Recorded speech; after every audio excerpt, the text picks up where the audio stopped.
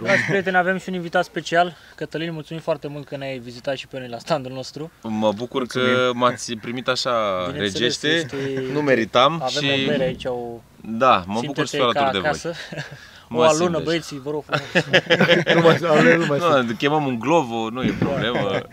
Da, oameni buni, mă bucur mult de tot să fiu lângă voi și sper că aveți un concurs bunicel, este decent. O experiență foarte frumoasă pentru noi. Da. Și unică până acum, adică noi n-am mai trăit așa ceva. Exact, da.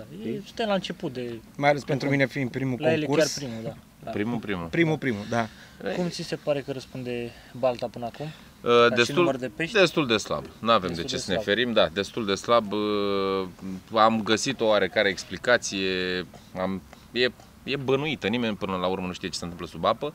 Am observat că lacul, la deversor, curentul e foarte puternic, curge destul de tare și atunci, na, de unde să crească nivelul ăsta? Înseamnă că și din amonte, pe salba asta de bălți, din care face parte și Hermes Periș, curge de sus, vine din celălalt lac apă. Venind apă, o explicație ar fi că este un pic mai cald acolo, da? Mai sus, cu un curent mai slab, s-a încălzit mai bine și curge apă caldă în Hermes Periș. Exact, da. Și unde e apa cea mai caldă? La intrare, ca să zicem așa. Pe o astfel de temperatură de noapte, foarte, foarte frig noaptea, 3 grade dau meteorologii, dar eu cred că sunt și mai puține grade pe lac.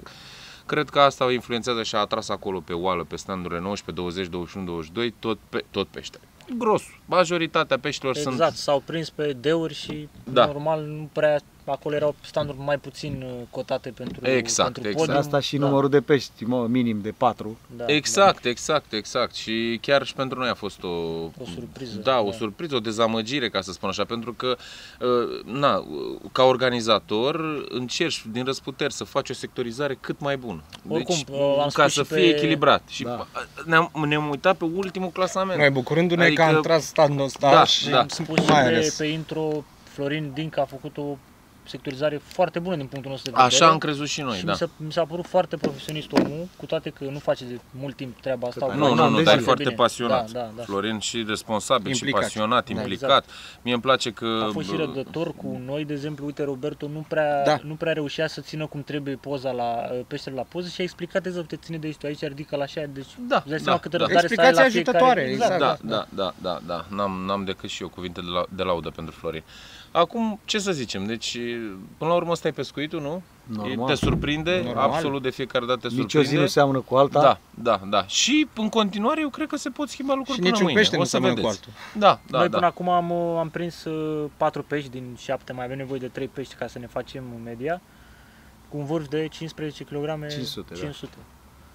Avem toată speranța că o să ne facem măcar peștii. Acum nu știu, să vedem dacă mai avem și strategie și nădire și la podium, dar măcar să vrem să ne facem numărul minim de pești. Nu aveți un stand foarte, foarte ușor, trebuie să lansați destul de departe. Da.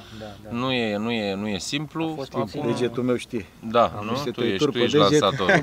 Cu greu atingem distanța necesară care credem noi că ar trebui. Plus că am sesizat că cu cât ne apropiem de mal, cu atât e și mâlul adică simțim că plumbul se înfige, pur și simplu. Da. Deci dacă am depășit 130 de metri, deja se înfige plumbul în Bine, e riscul mai mare, normal. Da, eu sper să fie bine până la sfârșit. Oricum, așa cum ai spus tu, e o experiență. Nici eu nu am foarte mare experiență să concurez ca și concurent în astfel de competiții, dar plec cu urechea destul de mult și pe la toată lumea și așa este, trebuie să îți iei toate informațiile legate de stand, trebuie să ai o echipă bine organizată, fiecare cu rolul lui, să nu-ți oboțească mâna, ai un lansator, ăla doar lansează, ai un om de mincioc sau un om de monturi sau în care să ai încredere. Iată că devine foarte important să nu pierzi un pește. Orice concurs, mai ales cele de calitate, se pot câștiga doar prin numărul de pești, nu cum ar crede oamenii din titlu, prin cei mai mari pești. Uite că sunt sectoare care nu își fac pești și atunci doar având numărul de pești deja poți fi câștigător.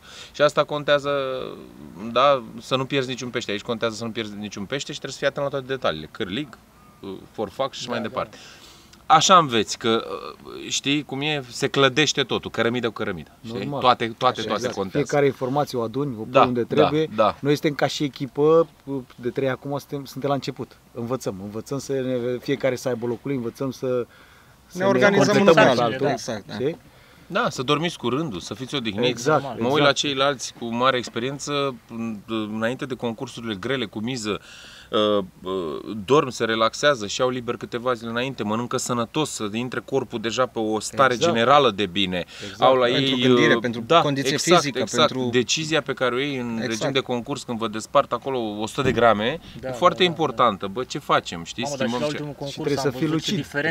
Tocmai din asta, da. O bună parte din concurs, la ultimul concurs care s-a desfășurat aici, foarte apropiat, nu mai știu care dintre standuri, dar au mers linie în linie, la câteva sute de grame. 8-ul cu 7 mi se pare. Acolo presiune să și decizii pe care nu le poți lua dacă nu ești odihnit. Zona virgulă. Umblă după ei cu vitamine. Da? Nu se mai pune problema de alcool și așa mai departe. Nu știu.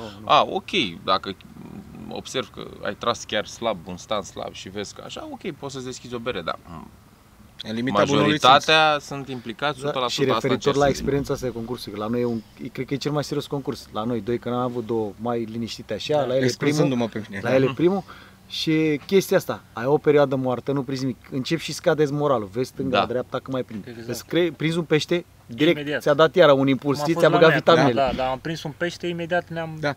Adică cred că asta e și experiența unui concurs. Ești sus, jos. Da, și odată cu timpul, cu experiența asta, acolo, nu vei mai avea aceste schimbări de stare. Sunt foarte stai liniștit, de ce? Pentru că începi să ai încredere în boiles, începi să ai încredere în montură, că știi că nu mai scapi, pentru că în colegi, că știi că fiecare își face treaba bine, când e de dormit se doarme și așa mai departe. Și deja începi, nu trage. Stai liniștit, nicio problemă. Adică ai starea aia mult mai... Siguranță. Noi până acum le-am avut sus, jos, așa am fost. Abia aștept anul viitor, dacă ne-au interzis ăștia Delta cu amenziile lor, că practic asta au făcut, o să am mult mai mult timp liber. Chiar mă gândeam ce o să filmez anul viitor. Bineînțeles că am idei multe, adică reinventăm canalul de YouTube Baltacu și veți fi... Nu, o să accept în continuare provocări pe sălbatic, dar o să vedeți de ce natură, altă natură. Trecând peste asta, Delta am mâncat foarte mult timp mie și oricum o iubeam și îmi plăcea să plec câte 7 zile, 10 zile. Sigur o să am timp de concurs anul viitor. Adică să mă duc și eu să organizez, să particip. Și abia aștept. Nu 20, dar măcar 2-3 ani sigur le fac. Dar pe partea de organizare? Pe partea de organizare va rămâne doar Cupa Baltacu, una pe an. Am experimentat anul ăsta cu Florin. Am făcut concursuri accesibile. Am făcut concursuri apoi un pic mai scumpe, am făcut de 72, am făcut de 48, am făcut primăvară, am făcut toamnă. Voiam să vedem, băi, ce atrage mai mult? Taxa, lacul, care are capturi și poate să-ți aducă... Baltacu, vine lumea să... Vroiam să știu care-i treaba. Și ne-am cam prins așa care-i treaba. Vă zic în felul următor. Am observat că în concursurile cu taxă sub 1000 de lei, oamenii sunt prea relaxați, devin prea relaxați, mai ales după ce văd tragerea la sorți, pentru că nu e miza mare, nu se pierd mulți bani. Văd tragerea la sorți, au tras prost, nu se mai implică, nu mai trag. E un pic de... nu mai e competiție în momentul ăla. E nașpa așa pentru organizator. Competiția trebuie să fie și pentru 500 de lei și pentru 1000 și pentru 5000. Am văzut că dacă nu prea e miza mare, nu e nicio problemă. Am văzut că dacă nu e miza mare, vin foarte mulți oameni care vin la relaxare, nu le pasă dacă trag bine, dacă trag rău, dacă vor câștiga sau nu. De plăcere. Dacă te duci cu... Și de plăcere ai o competitivitate, dar exact ce cer nu e chestia... Deci pe taxă mică ți-am zis și am observat, da? Probabil lumea pe taxă mare și am pierdut banii, gata. Cred că asta e gândirea, că altceva nu înțeleg. Dar banii care, adică sunt puțini, adică oricum atât mă costa și balta, adică împărți și la o echipă că nu vii singur, la pierdere. Da. Și dacă pui taxă mare, am observat că apar, așa cum se zice în limbajul ăsta al concursurilor, am furat și eu termenul de la alții, deci să nu mă înjure cei care mă privesc, mercenarii. Apar mercenarii. Pe taxă mare cu premii mari apar mercenari. Mercenari ce înseamnă? Profesioniști, extrem de ofticați, extrem de atenți la orice, fac reclamații la orice pentru că e miza mare, pentru că toți sunt buni și premiile sunt mari și atunci pentru organiza... Băi, e dreptul lor. Nu normal. Exact, dar nu că să participi. Gândește cum e pentru organizator și pentru arbitru. Tot timpul să iei decizii grele, să decizi dacă dai o echipă afară sau nu, să ceri dovezi că se acuză unii pe alții că ai dat la mine. Care poate să conteze la final, care poate să conteze o penalizare la final. Până la urmă, tu dai seama că s-ar toți în cap o mică chestie dacă ai greșit. Exact, asta apare. Ăștia-s mercenari, știi? Pirații, cum ai zis tu. Că au fost cazuri în care a trebuit să se mai tragă încă o dată ordinea standurilor sau, nu mai zic de tot felul de măgării care se fac la tragere, se face că a văzut că e standul slab și se face că scapă înapoi în bol și nu mai știi care e și trebuie să repeți. Adică niște... Și asumă, te privești în ochi și ce vrei, bă, din greșeală. Adică tupeu pe tupeu, știi? Nu-mi trebuie așa ceva. Am observat. Deci nu-mi trebuie bătaie de cap. La tragerea la sorți. Da, adică nu mai, puținea mâna acolo pe bol. La asta m-am referit. Până la urmă pescuitul trebuie să fie o plăcere. Da. Suntem cu toții și competitivitatea implică și alt temperament și altă conduită. Nu, chiar am vrut să evit asta și atunci am zis că rămân cu Cupa Baltacu pe o plajă de 1000-1500 de lei taxă, pentru că și taxa asta o stabilește în funcție de lac, de număr de standuri, cât ți se cere când închiriezi lacul, de arbitri, că și aici e o mare problemă, lumea nu știe, adică lumea nu știe. Băi, oameni buni, un arbitru bun nu e ieftin. Și arbitrii buni în România, poate cred că numărăm 3. Nicio meserie. Și multă muncă, trebuie să recunoaștem. Deci cred că numărăm 3. În exterior se vede altfel. Și nu te riști, adică... Păi, uite numai aseară, că primeam mesaj pe grup, extra. 3 grade afară, te trezești. Când te-ai încălzit, vorba, dacă când te-ai încălzit... Asta nu e un concurs greu, în care ai cantitate și ai... Nu a fost asta, da. Nu a fost. Uite, ai văzut la precedent a avut o tonă, aproape tonă 700 de pește, de kilograme de pește pe 48 de... A câta ediție este Cupa Baltacu? A treia acum, urmează a patra și așa va rămâne una pe an, nu mai complic organizarea. Care a fost inițiativa? Ce te-a făcut să începi? Ți-au cerut oamenii sau? Nu, prietenii, cei apropiați, pescari și ei la rândul lor, că bă, că tu de ce nu faci o cupă, că sigur ți-ar veni oameni, că ai foarte mulți urmăritori. Bă, numai de asta nu mi-arde. Asta a fost primul răspuns. Nu am, frate, niciun chef, plec, nu știu, undeva nu cunosc. s-a aprins un beculeț. S-a aprins un beculeț. Și apoi nu. Apoi stăteai și te gândești un pic așa la faptul că cine face regulamentul? Nu știu de ce picior să o apuc. Primii pași. Primii pași care erau și sunt cei mai grei, știi? Da, cu siguranță. Și atunci eram deja prieten cu Florin. Eu cu Florin m-am cunoscut la un casting organizat de Claumar. Tot la fel mă urmărea și nu știu ce, a venit să mă cunoască și am păstrat legătura. Și atunci am avut o partidă cu Florin, dar aveam deja piticul în cap, exact cum ai spus tu, ideea, da.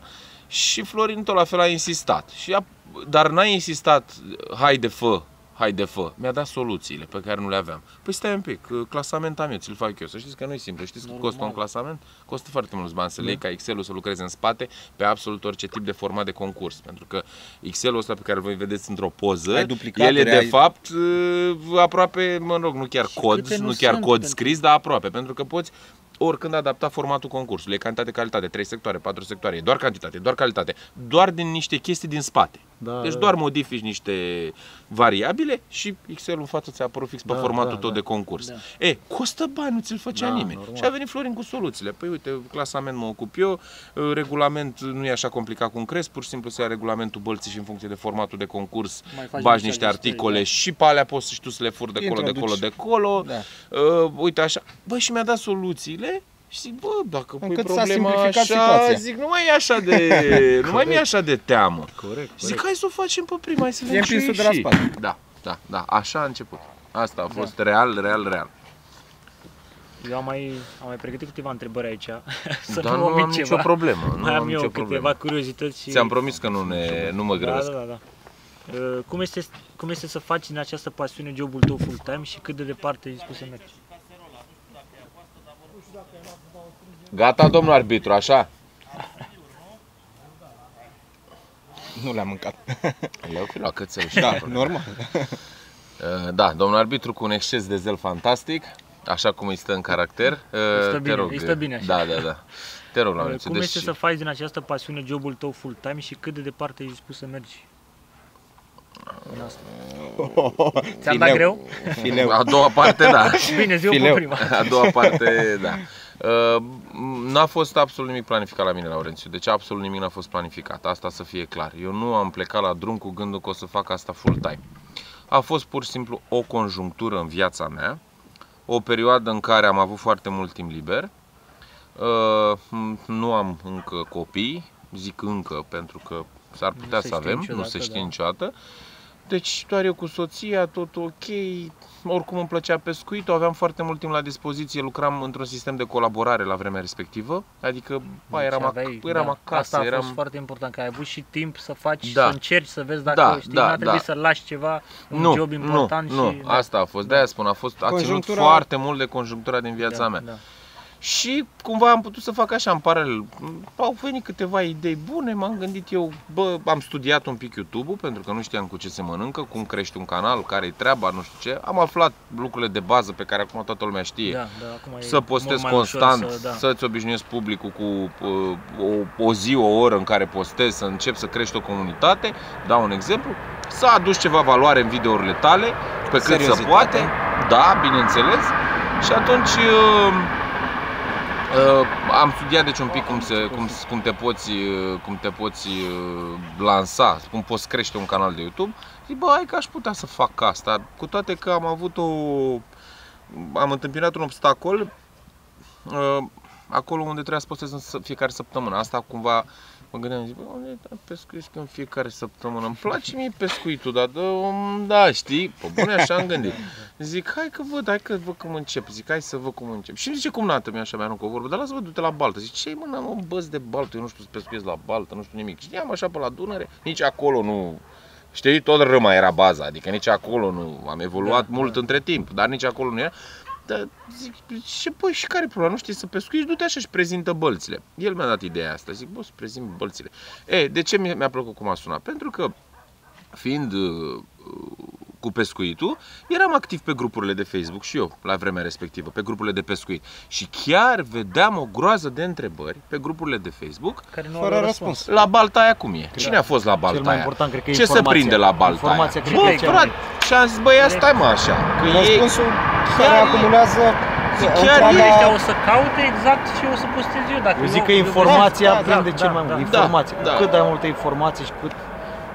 Și atunci așa am început, zic, ok, mă duc la Dunăre când mă duc eu prin delta o dată de 2, de 3 ori pe an și între timp, hai să văd dacă m-ar primi ăștia pe la bălți să fac niște prezentări. Exact așa am zis. Și am pus pe telefon, am luat bălțile de pe net, că nu mă știa nimeni, nu avea nicio treabă și bună ziua, am un proiect pe un canal de YouTube Baltacu, vreau să vin la dumneavoastră să facem un scurt interviu, să vorbim despre locații, să vă promovăm cum ar veni. Exact. Nu vă costă absolut nimic, vin pe benzina mea, pe motorina mea, eu rămân cu conținutul video, cu acordul dumneavoastră, să-l postez, mai departe vă interesează decât că e promovare. Și îmi spuneți ce pește aveți, cât e taxa, bla bla bla. Din 5 telefoane, 3 mă primeau. Și așa am făcut în fiecare săptămână. Absolut în fiecare săptămână. Până când a venit iarna. Și atunci, mă rog, ce fac acum? Da, acum ce-ți mai prezint? Aici o să ajungem era pustiu. Aici o să ajungem la următoarea întrebare. Ce faci în extra sezon, chiar dacă acum extra sezon poate să fie mult mai mic, dacă nu îngheață lacul putem să pescuim și iarna. Da, exact. Asta ține... e o porțiune de extra sezon, să zic așa. Depinde de timp. Da. În ce perioadă? Pentru mine extra sezonul este undeva de pe 10 decembrie, cam așa încep să mă liniștesc. Până în ianuarie. Da, până în jumătatea lui ianuarie. Asta e singurul extra sezon pe care l-am. Atunci înseamnă că te odihnești, cred. Da, și mă bucur de odihnă. Exact asta fac în extra sezon. Deci nu am niciun... Deci abia aștept să închid camera, să nu mai car echipamentul după mine, să stau cu soția mea, să-mi văd părinții, să mă duc, să nu știu ce. Asta chiar... Concediu. Da, concediu. Ăla e singurul concediu. Să știi că asta am observat și eu cu Laurențiu de când ne-am apucat cu canalul ăsta. Când te duci la o partidă, îți rămâne foarte puțin timp fizic să pescuiești, dacă vrei să ai și material. filmezi. Și, exact. Foarte puțin.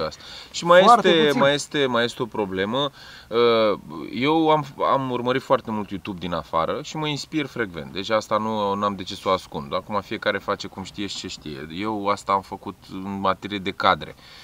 Și mă uit la englez și mamă ce cadre au, bă ce filme mișto au, fai de mine și mă chinui așa, și mă chinui așa să le reproduc și nu știu. Bă, eu întâmpin o mare problemă, pentru că deci pe lângă ce ai spus tu, că îți rămâne foarte puțin timp de pescuit, exact.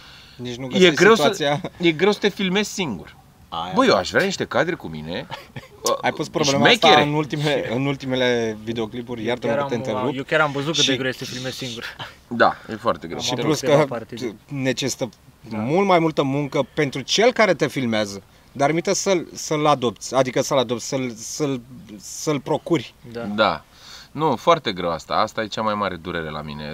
Mi-ar plăcea să fac niște cadre și cu mine și cu alea, să par și eu să fiu și un prim plan. Visul cred că este să ai tu echipa de filmare nu, pot să zic, bucătar. Un băiat care mă filmează și ca să nu mai bați cap cu mâncarea, unul cu oglinzi, cu lumini, cu... Exact, poate 2, depinde ce-ți propui. Și cineva care să pună tabăra și să strângă tabăra. Gata. Operațiunea Monstru. 3 Operațiunea Monstru. Operațiunea Monstru. 3 băieți îmi trebuie. Eu să pescuiesc, să mă bucur de drill și să vorbesc în fața camerei. Nu am absolut nicio problemă cu toate lucrurile. Să nădesc, să muncesc la pește, nu? Vorbești, dar mai aude și gura, că n-ai băut cu gură. Așa este. Noroc încă o dată. Nu, bă, dar nu vă e mai așa, mă. Opa. Plecați după bere. Aici mai trece cât un tren. Nu e problemă. Dar aș vrea să-ți mai zic, extra sezonul, deci în afară de perioada asta de concediu pe care consider că o merit și că trebuie să o am, tot timpul de la an la an încerc să mă readaptez, să mă gândesc mai bine. Nu vreau să fac în același an același lucru. Aici ți-o zic. Acum 2-3 ani nu mai știu, m-am chinuit foarte mult să fac nu știu ce prezentări de produse, nu știu ce. Apoi m-am fost pe la Cernavodă, canalul cu apă caldă. Anul trecut n-am mai fost pe la Cernavodă, canalul cu apă caldă. Mi s-a părut și oricum nu-mi place deloc acolo, știți cu toții că e înghesuială mare. Da, și până mai frig, e greu să stai pe malul apei, pe temperatura aia. Adică una e să bagi un 12 ore, alta e să bagi 200 de kilometri pentru un 12 ore. Exact. Pentru că atât e Cernavodă. Motorină multă. Și nu știu ce să faci mai repede în 12 ore. Da, în 12 ore să mai deschid. La filmare este dezastru, da. Eu când filmez la feeder, pentru mine este... Ajung acasă și fac așa. Deci vorbesc serios, nu stau, mă dor picioare, am febră musculară. Deci când filmez feeder la Dunăre de 12 ore și vă uitați la ultimul, am film de 40 de minute. Da. Și nu stau, nu pot să stau. În fine. Și asta zic, încerc tot în fiecare iarnă să fac altceva. Anul trecut am zis să fac bagajeria, tot așa, anul ăsta vreau să fac iarăși altceva, am alte idei.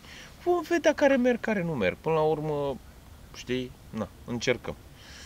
Ce părere ai despre amploarea pe care a luat-o Carfishing în România în ultimii câțiva ani? Pentru că acum stăm la coadă la magazine de pescuit, cum se stătea înainte la... Părerea mea este că nu suntem nici măcar la jumătate. Asta e clar, suntem în urmă, dar trebuie să recunoaștem că a luat amploare. A luat amploare. Asta producătorii autohtoni de nadă. Da. Nu, dar înainte sufla vântul prin magazine de pescuit, acum stai la coadă. Despre ce vorbim? E clar că toată lumea a început să iubească pescuitul. Da, s-a popularizat foarte mult, da. Și prin filmele noastre, prin YouTube și tot ce se întâmplă, dar și prin accesul la informație. Deci faptul că te-ai apuci de pescuit, trebuie să... Deci exact ca mine cu concursurile. Bă, nu știi primii pași. Bă, ce mi-au, unde mă duc, cât mă costa. Dar pentru că noi postăm des și informația este la îndemână, acum lumea a înțeles. Deci dacă mă duc pe Hermes Periș, costă 150 de lei. Și o lansetă am văzut la Grivei cât costă, că a prezentat Grivei o lansetă și m-am văzut și la Baltaco cum să faci o montură. Băi, hai să mă duc.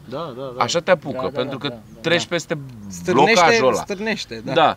Și plus mai e un lucru, pescarii actuali, care sunt foarte mulți dintre ei, sau o mare parte dintre ei, sunt în vârstă. Și nu prea sunt conectați la internet, sincer. Și ăia care sunt conectați la internet de-abia știu să-l folosească. Da? Și câte unul mai e și încăpățânat și te mai și înjură, că el pescuiește de 40 de ani, ce știi tu. Așa, trecem peste asta. Bagi aia pe ac, pe cârlig? Da, lasă așa. Bun, ideea este că această generație de pescari, din păcate, sănătate multă le urăm tuturor, ușor, da, se vor duce. Ce vine din spate? O generație complet conectată la internet.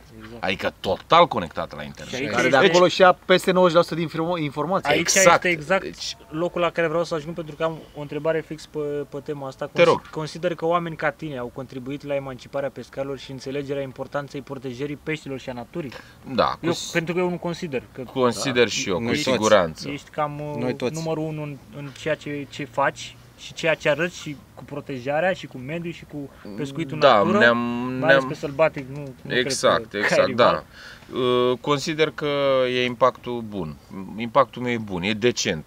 Sigur am influențat niște oameni și băi, e nevoie, adică nimeni nu... Toată lumea vorbește de, nu știu, numai de luat acasă și sacoșe și nu știu ce, pentru că te duci la Dunăre și acolo nu ai nicio taxă și gata, frate, suntem ca în Codru. Toată lumea te întreabă, păi și cum nu iei acasă? Nu înțeleg, deci nu, eu mănânc acolo, mănânc pe baltă și tuturor le zic, dar ce, nevasta nu mănâncă? Păi și cum îi dai drumul și de ce? Pe lângă luat acasă mai e și ce lași acolo. De fapt acolo e dureros. Aici a spus că nu suntem nici măcar la jumătate din... Corect. Da? Stai să vezi ce o să mai fie. Ideea este că poate interveni statul, legea. Noi încă suntem o țară proastă și coruptă. Ce să ne ferim? Dacă și-ar face toată lumea treaba, n-ar mai fi, frate, un gunoi nicăieri. De ce să ne păcălim? Dar nimeni nu-și face treaba, adică nu avem destul personal, nu avem și autorizați, deci nu face nimeni controale. Nu face nimeni controale, se întâmplă ce se întâmplă. Și lucrurile așa se leagă. Că poate oricând să vină statul și să... Poliția de frontieră vine și mă vizitează, da? Dar nu întreabă, bă, ce-i cu vorba lui Florin? Ce-i cu aia? Bă, n-am dat-o eu, mi-a luat-o câinele, n-am văzut-o. Nicio problemă, culege. Bă, adică măcar atât, exact. Măcar atât. Dar nu, la noi vine poliția de frontieră. Vine poliția de frontieră, bună ziua, buletinul, ce faceți când plecați, la revedere. Cortul, dacă e și de Delta, vorbim și de cort, da. Bă, dar dă-i cu gunoiul, dă-i să zacă, da, nu, că noi nu dăm, noi, nu știu ce, Ocolul Silvic sau Mediu. Păi bă, frate, dacă voi sunteți cei mai mulți și care voi faceți cele mai dese controale, voi luați cele mai multe nereguli. Exact, pentru că ăla de la Ocolul Silvic, care e unul singur pe 200 de hectare de delta. Nici nu știe unde să ducă mai repede săracul, nici nu știe ce să facă. Informația o are oricum. Da, dar zic așa ca idee, știi? Da, cam asta este, că e clar că am avut impact și voi continua să merg pe treaba asta, să protejăm natura și peștele. Și e mare, pornind de la mine și cu ce mai văd în jurul meu. Oricum.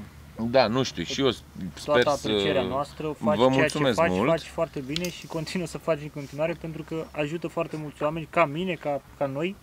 Exact. Toate informațiile le luăm de la tine, să știi, și de la alții, dar în principal de la tine. Vă mulțumesc, chiar mă bucur. Ideea e că, uite, vreau să mai fac așa o completare.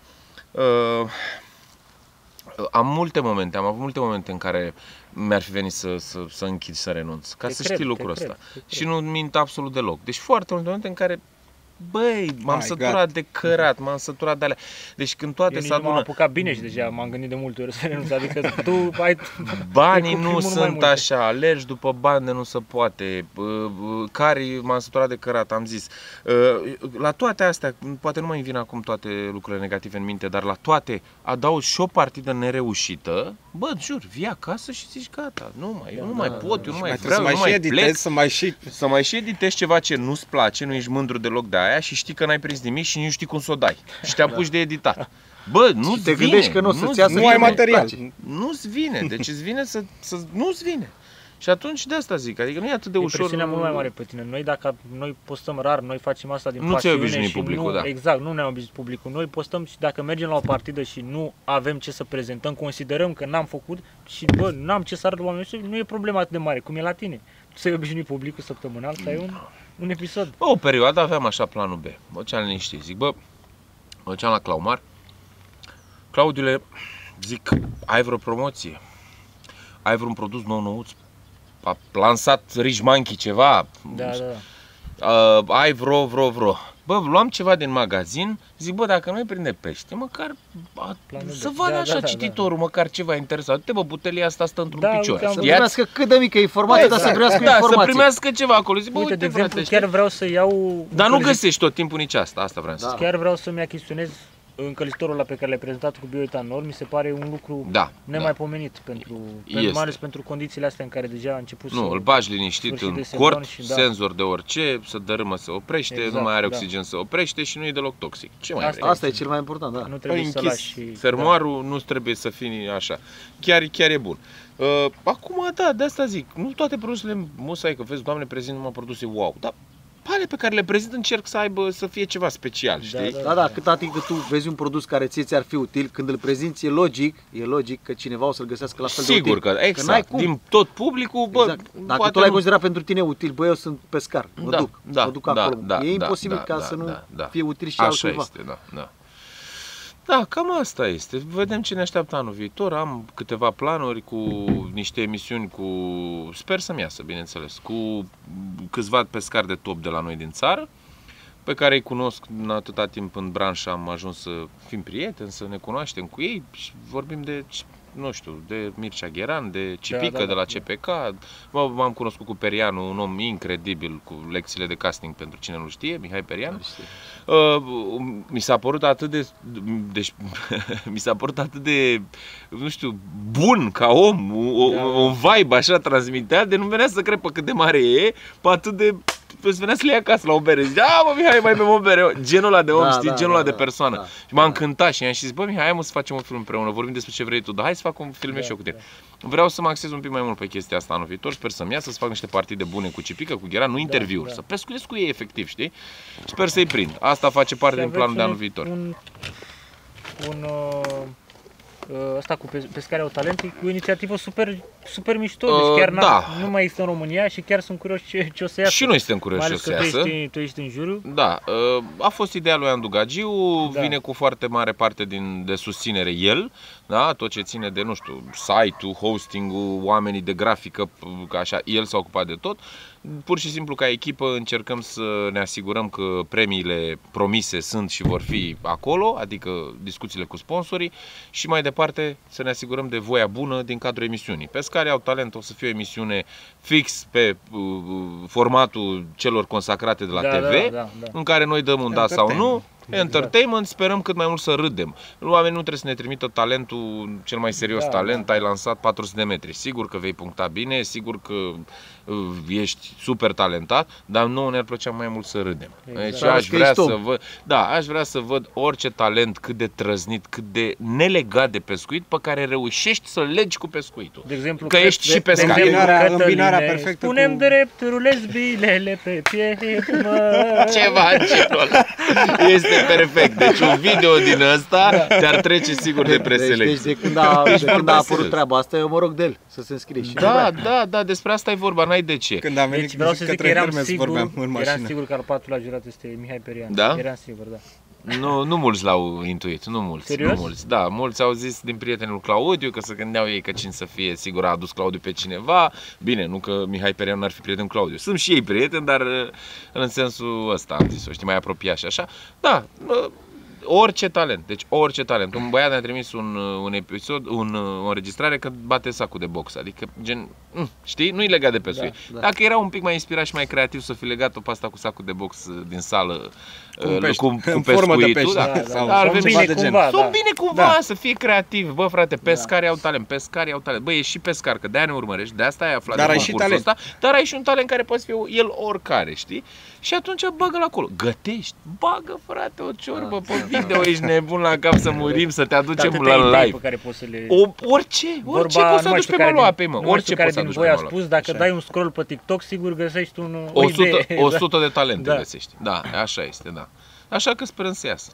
Până acum sunt în jur de 40 de înscriși. Dacă ajungem la 100, pentru noi este un succes real, fiind prima ediție, fără niciun fel de nimic. Nu te aștept. Deci dacă avem 100 de înscriși, pentru noi e succes. Dacă avem 300, deja e cu creligul de aur. Deja o dăm cu golden buzz. Da. Nu mai am treabă. Un sfat pentru niște prieteni care sunt la Mila 23? Acum? Pe buclă? Sau pe principal? La Mila 23. La Mila 23 au bărci și se duc fiecare adică am 6 prieteni care au 3 bărci și pot merge undeva. Eu aș intra pe șontea.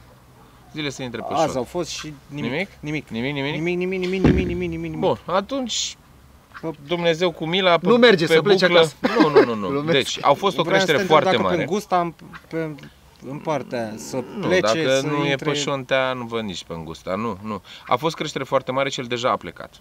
Deci o mare parte din pește deja a plecat. Ce a rămas pe pădure de cioate, adică tot adăpost. Atenție, nu o cioată, pădure de cioate. Pentru că a venit curentul mare cu mare mizerie. el asta a făcut. Deci ori a plecat, ori s-a ascuns. Ce poate să-i dea adăpost? Cam pădurea de cioate, structuri, da, mai consistente. Bun, ce se întâmplă acum, dacă te uiți pe cote? La Tulcea e deja scădere de 2 zile și vine din spate iarăși mare scădere. Deci ceea ce acum o săptămână l-a împins, l-a trimis, pentru că a venit mare și murdară, acum se retrag apele. Și nu mai are un să retragă. Asta zic, ce e prins pe canale n-are încotro decât să înainteze către lac, către apa adâncă, sau să revină către apa adâncă din brațele principale, ce e prins pe canale. Ce n-a apucat să plece și el la cioate, eu cred că e în continuare la cioate. În cel mai rău caz, dacă cioata nu avea destul adâncime, îți pleacă pe următorul prag mai adânc, că pe urma scădere sănătoasă, da? Și atât, și cam atât. Să nu uităm de bucle, că ai zis Sulina. Sunt acolo 2 bucle, deci Dunărea Veche în tinsură și bucla de la, mă rog, Mila 23 Crișan. Aia, acolo spui tu. Toată partea dreaptă de acolo sunt locuri bune de campat, că eu pescuiesc de pe mal și ca să acolo mă gândesc în prima instanță, cu niște cioate pe acolo, cu apă bună de vreo 6 metri. Acolo m-aș duce odată, dacă mai găsesc cioate pe sonar pe brațul principal, m-aș duce a doua oară, șontea m-aș duce fix pe ce ți-am povestit. Deci el a crescut, a fugit, să zicem că a intrat pe șontea și s-a retras. Dacă e să se retragă, îl prinzi cumva la intercepție acolo, îl prinzi pe drum. Dacă zici că n-au luat nimic, mai e o problemă cu canalele și cu pescuitul mai e o problemă cu canalele și cu pescuitul de intercepție. E posibil să aibă ore de hrănire. Nu odată am văzut că aveai trăsături în delta între 10 și 1 și între 5 și 8 dimineața. În 10-1 seara, 5-8 dimineața. Bă, și în rest, puteai să dormi, puteai să faci ce vrei. La oră fixă îți dădeau. Acum dacă te duci pe un canal și n-ai stat la orele alea magice, că ai plecat seara la pensiune, iarăși e posibil ca peștele să fie acolo și să nu prinzi. Să nu prinzi. Da, deci, din punctul de vedere, ori să intre pe buclă, ori pe cioată, dacă pe canal nu e, dar eu aș zice și de canal. Deci, cam asta e. Cătălin, hai să încheiem și cu acest apus superb. Îți mulțumim foarte mult că ai fost alături de noi. Eu mă bucur că m-ați invitat. Ai tot respectul nostru și chiar te urmărim și de la tine chiar învățăm. Vă mulțumesc mult. Sper să o țin tot așa. Asta e. Și noi că nu, zic să o țin tot așa. Să faci tot treaba asta. Mulțumesc mult. De asta zic, uite, cuvintele astea chiar mă ajută. De aia zic, sper să o țin tot așa, pentru că dacă n-aș primi din când în când un mesaj în scris sau cum ați spus voi, nu o duci înainte. Contează foarte mult să zic unul, bravo, bă, mișto, îmi place ce faci. Ești cu de-alea, mersi, frate. Ca un pește în final. Credeți-mă că așa este, că așa este. Când îți e mai greu să ai pe unul care să zică, bă, stai liniștit că e bine, nu te mai știi, ai nevoie de asta, așa că vă mulțumesc și eu. Deci și noi îți mulțumim. Și când am pățit, ca să fac o mică, și când am pățit noi așa și ne-am simțit puțin când am început canalul și am fost la un casting organizat de Claumoară pe Dino Lake cu lansetele de la Daiva atunci. Nu Daiva, Prologic. Și erau niște băieți în spate și a zis, băieți, nu mai postați și voi nimic ca să mai vedem. Și eu te cunoaște și pune și eu. Ne uităm așa care. Noi? Nu-ți venea să crezi. Da, adică mi se părea ceva, știi? Da. Uite, vezi? Noi facem chestia asta din pasiune, nu ne gândim neapărat să facem ce faci tu, mai mult ca noi nouă ne place ce facem. Eu cu Bogdan suntem de foarte mulți ani în echipa asta de pescuit, dar zic, acum un an ne-am hotărât, hai mă să și filmăm, să facem ceva, să vedem cine este. Foarte bine, în primul rând, eu singur mă uit la clipurile pe care le-am postat acum 8 luni și ia uite mă ce frumos a fost, înțelegi? Amintiri în primul rând, îți creezi singure amintiri, așa este, și eu mă uit cu drag la unele filme din trecut pe care le facem. Oricum, cel mai bun film din România, tu la ăla e... Care? Cu Pesolina, e... Da. E incredibil ce ați reușit să faceți, Adi, multă muncă, Adi, trebuie să-i mulțumesc. Contează să ai un om care știe cu camera și nu ești tu singur de nebun și cu capul și cu mingea și cu picioarele. Să ai om. Da, să ai om. Cam așa ar ieși dacă ai avea. Da. Adi face treabă fantastică și are un echipament fantastic și are o minte fantastică. Are un cap bun pentru video. Deci are un cap bun pentru cadre, are o inspirație pe care nici eu nu am învățat de la el. Pe care alții nu le văd. Așa este.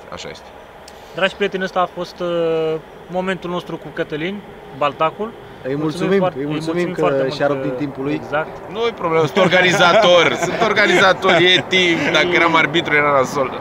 Rămâneți în continuare cu noi pe canal, poate mai avem și alte surprize pentru și să sperăm că ne vedeți pe podium. Da. Să sperăm. Doamne ajută. Să nu furăm vorba. Salutare Firentinse.